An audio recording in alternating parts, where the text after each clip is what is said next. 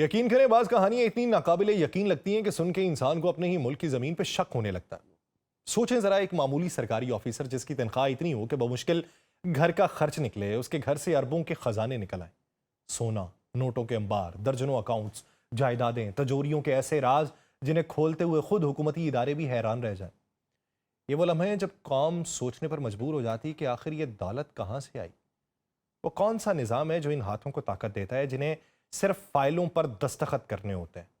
بلوچستان سے سندھ تک یا سندھ سے خیبر تک ہر چند ماہ بعد کوئی نیا خزانہ سامنے آتا ہے، اور ہر بار قوم کے دل میں یہی سوال گونجتا ہے کہ کیا یہ صرف کرپشن ہے یا اس کے پیچھے کوئی اور گہری منظم طاقت کار فرما ہے؟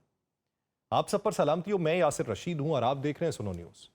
ناظرین، کوہستان کا 40 ارب روپے کا کرپشن سکینڈل صرف ایک مالی سکینڈل نہیں، یہ ایک ایسی گہری ناکامی کی داستان ہے جو سرکاری اداروں، نگرانی کے نظام اور مقامی طاقت کے تانے بانے میں موجود خامیوں کو بے نقاب کرتی ہے۔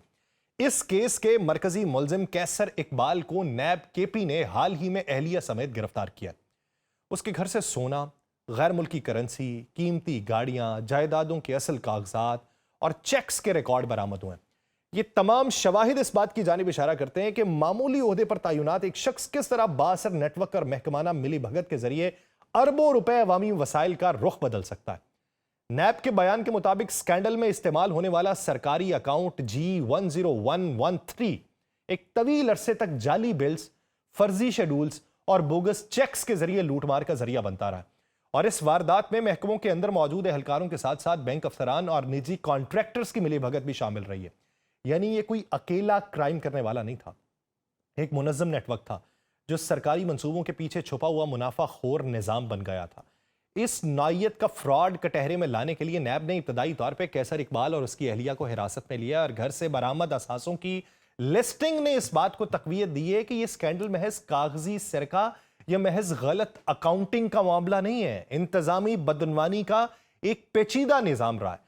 تحقیقات کے ابتدائی بیانات میں یہ واضح ہوا ہے کہ CNW department, district account office, AG office اور نیشنل بینک کے کچھ اہلکاروں نے کانٹریکٹرز اور نجی افراد کے ساتھ مل کے منصوبوں کے لیے مخصوص جو رقوم تھیں ان میں خرد برد کیا۔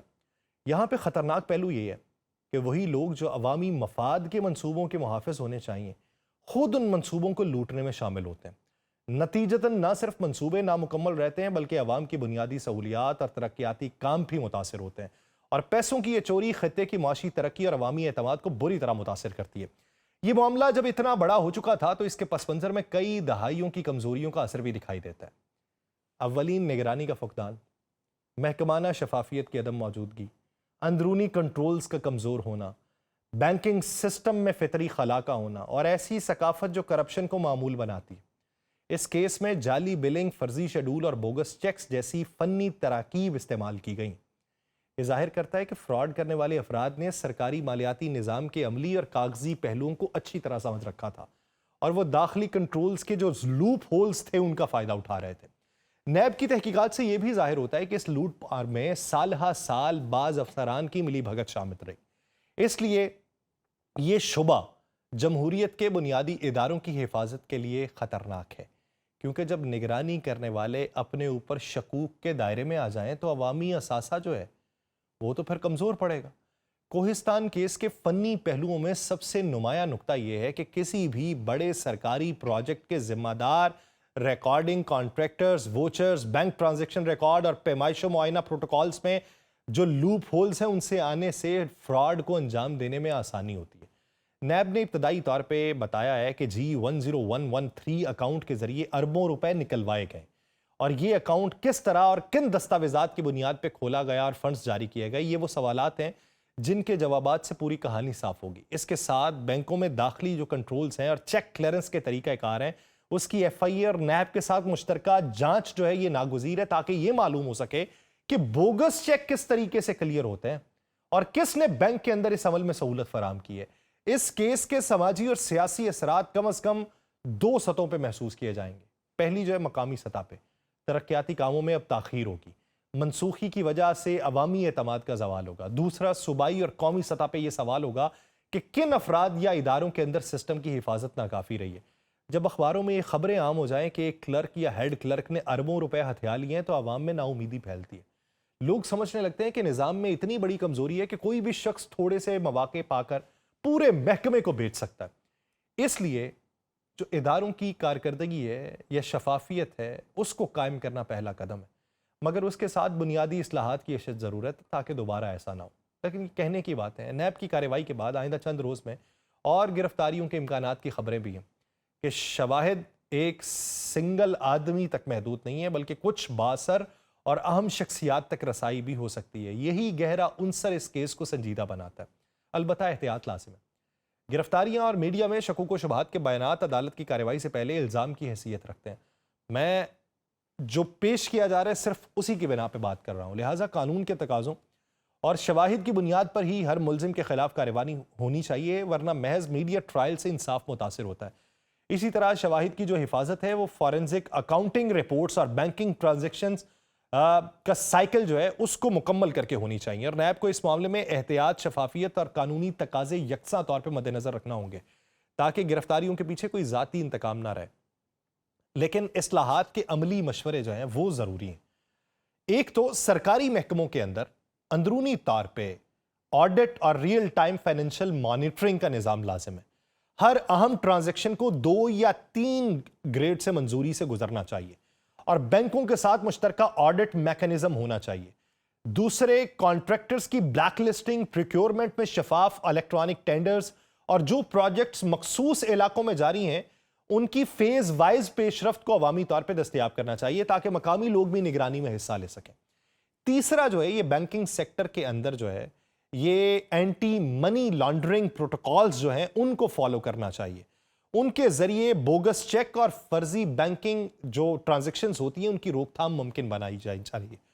چوتھا جو معاملہ ہے یہ سرکاری افسران کے لیے مستقل پروفیشنل ٹریننگ ہونی چاہیے، اخلاقی ضوابط ان پہ لاگو کیے جانے چاہیے جن میں اثاثہ جات کے ڈکلیئرنگ اور اس کے علاوہ جو دیگر انتظامات ہیں وہ ہونے چاہیے۔ یہ اقدام جو ہے یہ محض روایتی بیوروکریسی کے اندر تبدیلیاں ہیں، مگر ان کی موجودگی بدعنوانی کے امکانات کو بہت کم کر دیتی ہے۔ نیب کے پاس اب ایک بڑا کام ہے، ایک تو ملزمان کے خلاف ٹھوس ڈیجیٹل اور دستاویزی شواہد فراہم کرنا، اور دوسرا اس کیس کے ذریعے جو سبق نکلیں ان کا پبلک ریویو کر کے قانون سازی کی سطح پہ سفارشات مرتب کرنا۔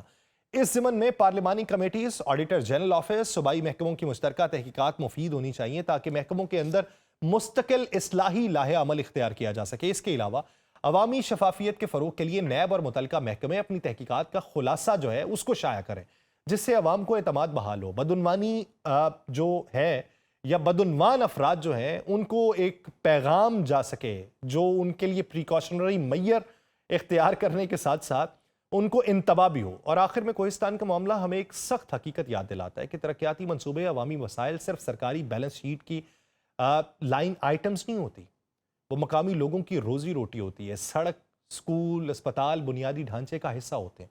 جب یہ اثاثے چرائے جاتے ہیں تو محض رقم نہیں جاتی، لوگوں کا مستقبل چوری ہوتا ہے۔ اس لیے اس کیس کی تحقیقات اور آئندہ کی کارروائیاں محض عدالتی نتیجہ نہیں ہونی چاہیے، ایک وسیع تر اصلاحی ایجنڈے کا آغاز بننا چاہیے جس میں شفافیت بھی ہو، احتساب بھی ہو، عوامی شمولیت بھی ہو، ادارہ جاتی کمزوریوں کی نشاندہی بھی ہو۔ تبھی یہ جو افراد ہیں جو پکڑے گئے، ان افراد کے لیے عوامی دولت پہ ہاتھ صاف کرنا ناممکن ہوگا اور عوام کا حق حکمرانی حقیقی معنوں میں بحال ہوگا۔ کوہستان کا یہ جو سکینڈل ہے یہ کوئی الگ واقعہ نہیں ہے، پاکستان میں دہائیوں سے جاری اس خزانہ لوٹ مہم کی ایک نئی قسط ہے جس میں عوام کے ٹیکسز سے بھرے خزانے کو مخصوص ہاتھوں نے اپنی جاگیر سمجھ رکھا ہے۔ اس ملک کی تاریخ میں کرپشن کی کہانیاں ہمیشہ سیاسی نعرے بن کے ابھرتی رہی ہیں، مگر جب نیب، ایف آئی اے یا کسی جوائنٹ انویسٹیگیشن ٹیم کی چھاپہ مار کارروائیوں سے سونا، ڈالر، قیمتی گاڑیاں، جائیدادوں کے کاغذات اور جعلی چیکس کے انبار برآمد ہوتے ہیں تو ان نعروں کی حقیقت ایک بھیانک چہرہ سامنے لاتی ہے۔ کوہستان سکینڈل سے کچھ ہی برس پہلے بلوچستان میں ایک ایسا واقعہ پیش آیا تھا جس نے پوری ریاستی مشینری کو ہلا کے رکھ دیا تھا۔ مشہور بلوچستان خزانہ کیس تھا جس میں خزانہ و فائنانس ڈپارٹمنٹ کے سیکرٹری مشتاق رئیسانی کے گھر سے 73 کروڑ روپے نقد برآمد ہوئے تھے، 5 کلو سونا ملا تھا، ڈالرز ملے تھے، پاؤنڈز ملے تھے، بانڈز ملے تھے، پراپرٹی کے کاغذات ملے تھے، اور نیب کی کارروائی کے وقت نوٹ گننے کے لیے نوٹ گننے والی مشینیں منگوائی گئی تھیں اور مشینیں بند ہو گئی تھیں بعد میں، کیونکہ انسانی ہاتھوں سے تو نوٹوں کے بنڈل گننا ممکن نہیں تھا، مشینیں بھی بند ہو گئیں۔ کمرے بھر بھر کے بکسوں میں نوٹوں کی گڈیاں برآمد ہوئیں، اور یہ وہ لمحہ تھا جب جو عام عوام تھی اس نے پہلی بار محسوس کیا کہ بدعنوانی اب فائلوں میں نہیں ہے، گھروں کے فرشوں کے نیچے ہے۔ मुश्ताक रईसानी के केस ने यह हकीकत खोली थी कि सूबे के तरक्याती फंड्स जो तालीम, सेहत और पानी जैसे मंसूबों के लिए मखसूस थे, वो चंद अफराद की तिजोरियों में बंद पड़े थे। उसी तरह सिंध में करप्शन के कई बड़े केसेस सामने आए, मगर उनमें से एक नुमाया मिसाल निसार मोराई केस था, और जिनमें एक मशहूर ज़माना शख्सियत भी मौजूद हैं। करेंसी नोटों की बरामदगी हुई थी, कुछ शहद भी बरामद हुआ था, लेकिन असल मालियाती करप्शन की गहराई सिंध के महकमा तालीम, महकमा सेहत, महकमा बल्दियात में फैले उस मुनज़्ज़म नेटवर्क से जुड़ी हुई है, जहाँ ठेकों की बंदरबांट होती है, जाली भर्तियाँ होती हैं, तनख्वाहों के नाम पे घोस्ट मुलाजमीन जो हैं उनके नाम पे अरबों रुपए हड़प कर लिए जाते हैं। बदीन, लाड़काना, सक्कर, कराची के अंदर महकमाना करप्शन के केसेस में नैब की कई रिपोर्ट्स ये जाहिर कर चुकी हैं कि जाली स्कूल, फर्जी अस्पताल और बोगस जो ठेके हैं वो करप्शन के रास्ते में बतौर आला इस्तेमाल होते रहे। अगर बलूचिस्तान सिंध के बाद पंजाब का भी जिक्र किया जाए तो यहाँ भी अशियाए खुरोनोश तरक्याती मंसूबों और मेट्रो ट्रांजिट स्कीमों के अंदर से अरबों रुपए की बेज़ाब्तियाँ सामने आती रही हैं। मुल्तान मेट्रो का केस, आशियाना हाउसिंग स्कीम की तहकीकात, बहुत से दस्तावेजी शवाहिद मिलते हैं। निज़ाम के अंदर ये चीज़ें सामने आती हैं, फिर छुप जाती हैं। यहाँ पे काबिल गौर बात ये कि ये कब तक होता रहेगा, कब तक ये डाके डाले जाते रहेंगे और कब तक अवाम इन डाकों के ऊपर बस कफ़े अफसोस ही मलते रहेंगे। किसी दिन तो होश आएगा, किसी दिन तो निज़ाम बदलेगा, किसी दिन तो हम उस पैराए के अंदर आएंगे जहाँ ये कहा जा सकेगा कि इस शख्स ने काम नहीं किया और उसकी रिश्वत ली, तो उस पे ये जो आंखों के ऊपर पलकें हैं ये हैरानी से ऊपर होंगी। कोई ना कोई दिन तो आएगा कि जब इस बात के ऊपर हैरानी होगी, ये मामूल की बात नहीं लगेगी। उसी दिन का इंतज़ार है। मुझे दीजिए इजाज़त। अल्लाह निगहबान।